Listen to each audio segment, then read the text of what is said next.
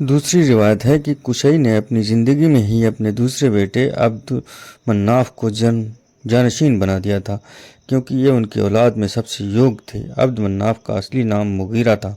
कुछ इतिहासकारों का ख्याल है कि मुगीरा उनकी उपाधि थी, जिसका अर्थ दुश्मन पर ताबड़तोड़ हमला करने वाला। नाम अब्द मन्नाफ ही था। ये बड़े दयालु, गरीब नवाज इंसान थे और बहुत ही आकर्षक व्यक्तित्व के मालिक थे। उनके 3 बेटे थे, पहला अब्दुल शम्स, दूसरा हाशिम, तीसरा मुत्तलिब।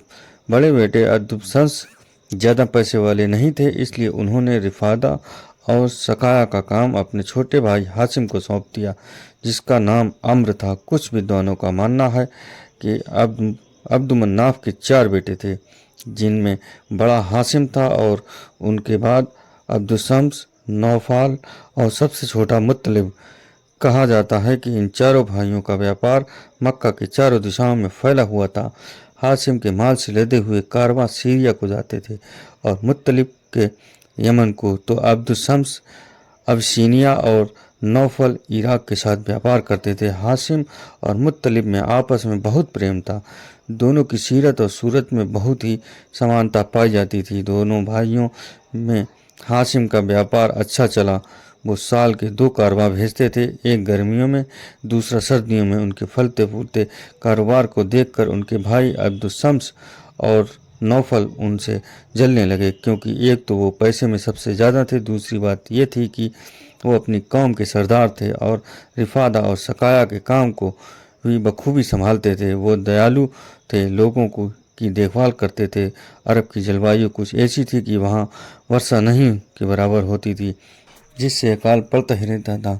उस ज़माने में जब भी ऐसा बुरा वक्त आया तो हाशिम ने हर बार दिल खोल कर अपने लोगों की मदद की, अपना माल कौम पर खूब लुटाया, इसलिए हर शख्स उनसे मोहब्बत करता था। हाशिम अरबी में तोड़ने वाले को कहते हैं। उन्होंने लोगों को अपने हाथों से रोटी तोड़ तोड़ कर खिलाई, इसलिए वो अम्र से हाशिम हो गए।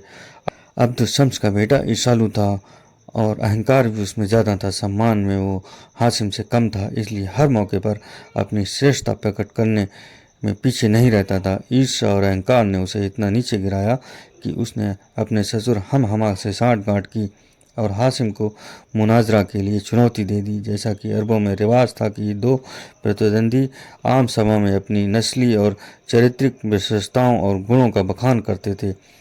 इसके लिए पंचायत बुलाई गई। काहिन खुदाई को सरपंच नियुक्त किया गया। दोनों ने अपनी अच्छाइयों और हस्ब नस्ब का खूब बढ़ चढ़ कर बयान किया। अंत में काहिन और पंचायत ने सारी बात सुनकर हाशिम को कौम का श्रेष्ठतम व्यक्ति स्वीकार किया। उनके भतीजे उमैया को 50 ऊँटनियाँ दंड स्वरूप वसूल की सजा दी गई और उसे 10 साल के लिए मक्का से निकाल दिया गया। उमैया 10 साल के लिए शाम चला गया। यहीं से हाशिम और बनी उमैया के बीच फसाद का बीज पड़ा और आगे चलकर तारीख़ इस्लाम को खुरेजा जंगों की दास्तानों में भर दिया। हम अपनी अगली वीडियो में इससे आगे की जानकारी आप लोगों को मुहैया कराएंगे। अगर आप लोगों को हमारी वीडियो अच्छी लग रही हो तो इसको आगे शेयर करें।